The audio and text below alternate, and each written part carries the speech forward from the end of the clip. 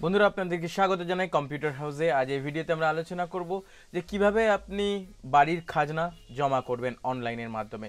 তো চলুন বন্ধুরা এই ভিডিওটি শুরু করা যাক। তো প্রথমে আপনাকে এই বাংলার ভূমি ওয়েবসাইটে আসতে হবে, লিংক ডেসক্রিপশনে দেওয়া আছে, আপনি ওখান থেকে ডাইরেক্ট গিয়ে এই ওয়েবসাইটে আসতে পারেন। তো প্রথমে আপনার সামনে এরকম একটি ওয়েবসাইট খুলবে, খোলার পরে আপনাকে প্রথমে সাইন আপ করতে হবে। সাইন আপে ক্লিক করার পর আপনাকে এখানে প্রথমে আপনার ফার্স্ট নেম দেবেন, মিডল নেম থাকলে দেবেন, নইলে দরকার নেই। লাস্ট নেম দেবেন, গার্জিয়ান নেম, অ্যাড্রেস, সিটিজেন দিয়ে দেবেন। মিউনিসিপ্যালিটি মেনশন করতেও পারেন বা নাও করতে পারেন। যে জায়গাতে রেড কালারের স্টার আছে সেগুলো বাধ্যতামূলক ফিল আপ আপনাকে করতে হবে। শেষে আপনাকে ক্যাপচা দিয়ে সাবমিট করবেন। আইডি পাসওয়ার্ড রেডি হয়ে গেলে আপনি সাইন ইনে ক্লিক করবেন। এখানে আসবেন, ইউজার নেম যেটি আপনি দিয়েছিলেন সেটি এখানে ইনপুট করবেন। এরপরে পাসওয়ার্ড দিয়ে দেবেন।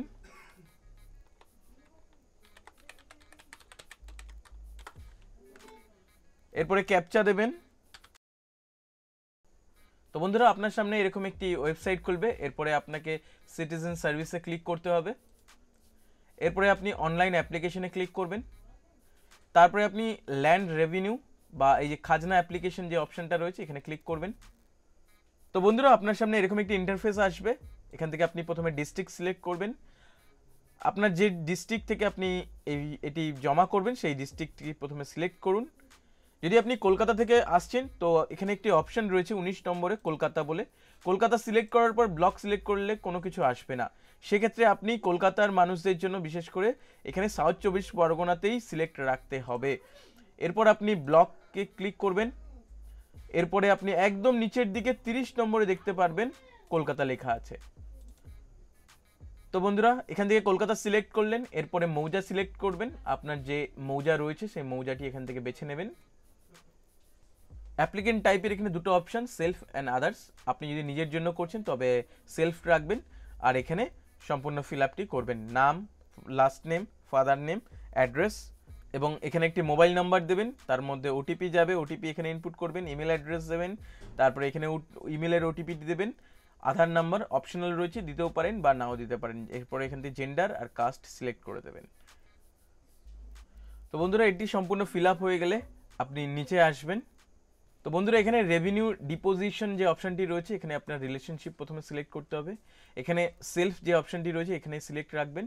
এরপরে খতিয়ান নাম্বার এখানে দিয়ে দেবেন। যেহেতু আগে আমরা সেলফে ক্লিক করা ছিল এবং সেখানে নাম ফিল আপ করেছি, আর এখানে রিলেশনশিপে এসে যখন আমরা সেলফ সিলেক্ট করলাম অটোমেটিক সমস্ত কিছু ফিল আপ হয়ে গেল। এরপরে আপনাকে এখানে খতিয়ান নাম্বার দিয়ে কিবোর্ড থেকে আপনি ট্যাব বাটনটি টিপবেন। একটি ডায়লগ বক্স আসবে, ইয়েস আর নো বলবে এবং আপনার যে খতিয়ান নাম্বারটি লিখেছেন সেটি আছে। যদি এটি হয় অ্যাকচুয়াল খতিয়ান নাম্বার তবে ইয়েস করুন, অন্যথা নো করুন। আমরা ইয়েস করে নিই। যার নামে এই জমিটি, যিনি এই জমির মালিক তার নাম শো হচ্ছে। তো বন্ধুরা এই অপশনটিতে আমরা ক্লিক করব। দেখুন অটোমেটিক প্লট নাম্বার সিলেক্ট হয়ে গেল প্লট নাম্বারে, এবং এরিয়া কত শেয়ার রয়েছে, শেয়ার কত রয়েছে এটা অটোমেটিক চলে এলো এখানে ক্লিক করাতে। এরপরে আপনি এখান থেকে land, use of land select করবেন। এখান থেকে আপনার এই জমিটি কি পারপাসে ইউজ হচ্ছে, এটি কি বাস্তু জমি না কৃষি জমি না অকৃষি জমি, সেটা আপনাকে এখান থেকে সিলেক্ট করতে হবে।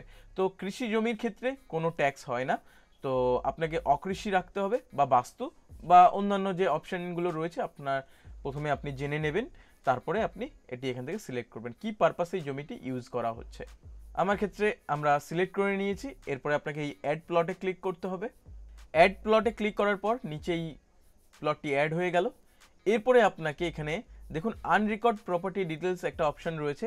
এর নিচে দেখুন যদি আপনার আরও অন্য কোনো প্রপার্টি থাকে সেক্ষেত্রে আপনাকে তার ডিটেলস এখানে ইনপুট করতে হবে। সেক্ষেত্রে আপনাকে এখানে ইয়েস করতে হবে।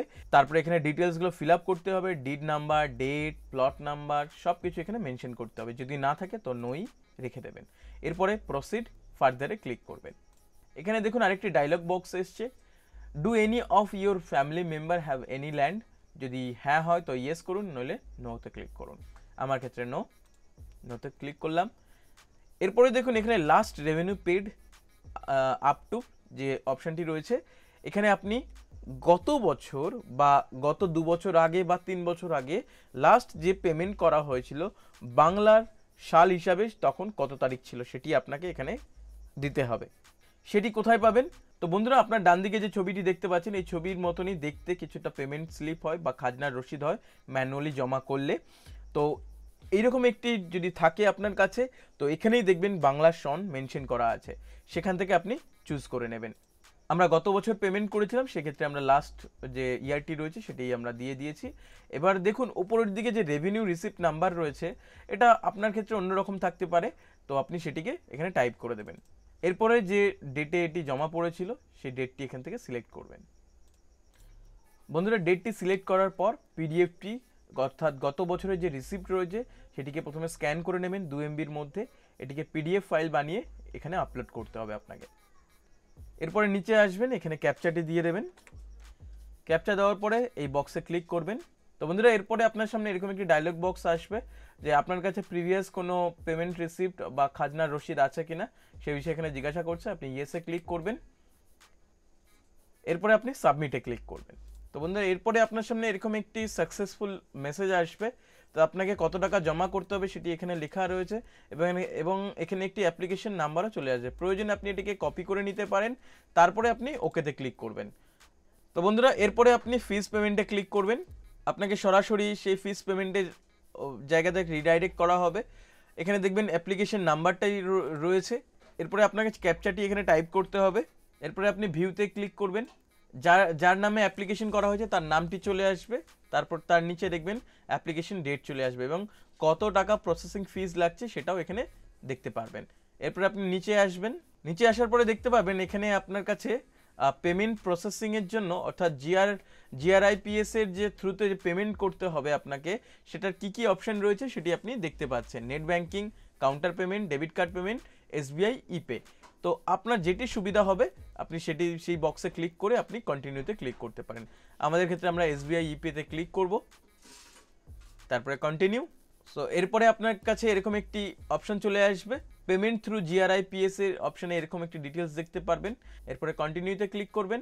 তো বন্ধুরা, আপনাকে জিআরআইপিএস 2.0 আপনাকে রিডাইরেক্ট করা হবে।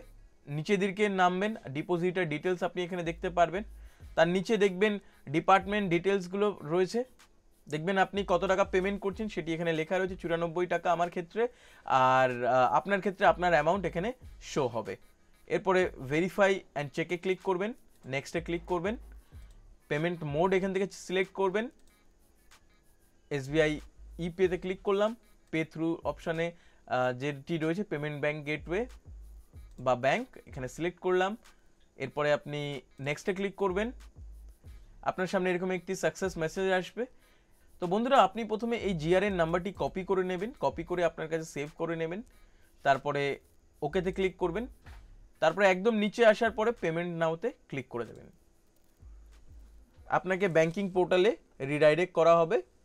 আপনি এখান থেকে debit card, net banking, UPI, wallet, NEFT, SBI branch payment থেকেও আপনি পেমেন্ট করতে পারবেন। আপনার যেটি সুবিধা হবে আপনি সেই অপশানটি সিলেক্ট করে পেমেন্টটি ক্লিয়ার করে দেবেন। তো আমাদের ক্ষেত্রে আমরা ইউপিআই দিয়ে করব। এরপরে আমরা ইউপিআই কিউআর কোডে ক্লিক করব, পে নাওতে ক্লিক করে দেব। তো বন্ধুরা, আমাদের পেমেন্ট সাকসেসফুল হয়ে গেছে, এখনো পর্যন্ত কোনো আপডেট আসেনি। পেমেন্ট হওয়ার পর অটোমেটিকলি রিডাইরেক্ট হয়েছে এবং আমার কাছে এরকম একটি এরর এসছে। আপনার কাছেও হতে পারে এরকম একটি এরর আসতে পারে, যার কারণে আমি বলেছিলাম জিআরএন নাম্বারটি সেভ করে নিতে বা কপি করে নিতে। তো আপনি যদি কপি করে নিয়েছেন, এই এরর আসলেও কোনো সমস্যা নেই। আপনি জিআরএন স্ট্যাটাস বা চালান রিপ্রিন্টে ক্লিক করবেন। ক্লিক করার পর আপনি এখান থেকে গভর্নমেন্ট রেফারেন্স নাম্বারে ক্লিক করবেন। এরপরে যে জিআরএন নাম্বারটি ছিল, দেখুন গভর্নমেন্ট রেফারেন্স নাম্বার যে অপশনটি রয়েছে এটাকে শর্ট ফর্মে জিআরএন নাম্বার বলা হয়, সেটিকে এখানে পেস্ট করবেন। এখান থেকে ক্যাপচা টাইপ করবেন। ক্যাপচা টাইপ করার পর প্রসিডে ক্লিক করবেন। দেখবেন আপনার সামনে সমস্ত ডিটেলস চলে এলো, কত টাকা পেমেন্ট করেছেন এবং ডাউনলোড চালানের অপশন চলে এলো। এখানে ক্লিক করে আপনি চালানটি ডাউনলোড করে নিতে পারেন। আপনার সামনে এরকম একটি চালান চলে আসবে, তো এটিকে আপনি ডাউনলোড করে রেখে দেবেন। এরপরে আমরা সম্পূর্ণ ব্যাক করে আবার সেই ওয়েবসাইটে যাব। তো বন্ধুরা, আমরা চালানটি ডাউনলোড করেছি কিন্তু এখনও খাজনার রসিদ ডাউনলোড করিনি। তো সেক্ষেত্রে আপনাকে প্রথমে আবার সিটিজেন সার্ভিসে আসবেন। আসার পরে আপনি এখানে জিআরএন সার্চ বলে একটি অপশন পাবেন, এইটাকে ক্লিক করবেন। ক্লিক করার পর রেভিনিউতে ক্লিক করবেন, এখানে দেখুন রিকোয়েস্ট টাইপ, রেভিনিউতে ক্লিক করবেন। তো বন্ধুরা জিআরএন নাম্বারটি টাইপ করার পর এখানে অ্যাপ্লিকেশন নাম্বারটি আপনি লিখে দেবেন, সেটির জন্য আপনাকে এই পেমেন্ট রেফারেন্স নাম্বারটি আপনাকে এখানে টাইপ করতে হবে। এরপরে এই ক্যাপচাটি এখানে টাইপ করে দেবেন, এরপরে সাবমিটে ক্লিক করবেন। তো বন্ধুরা এরপরে আপনি ওকেতে এখানে ক্লিক করে দেবেন। দেখুন ডান দিকে আপনার সমস্ত application number, GRN number, payment date সব কিছু ডিটেলস চলে এসে, এরপরে এখানে এসে আপনি কন্টিনিউতে ক্লিক করবেন। আপনার পেমেন্ট সাকসেসফুল হয়ে গেল। এরপরে আপনি রিসিপ্টটি ডাউনলোড করবেন। আপনি প্রথমে যে সিটিজেন সার্ভিসে গিয়েছিলেন ওই অপশনটিতে যাবেন, অ্যাপ্লিকেশন বা রিসিপ্ট রিপ্রিন্টে ক্লিক করবেন।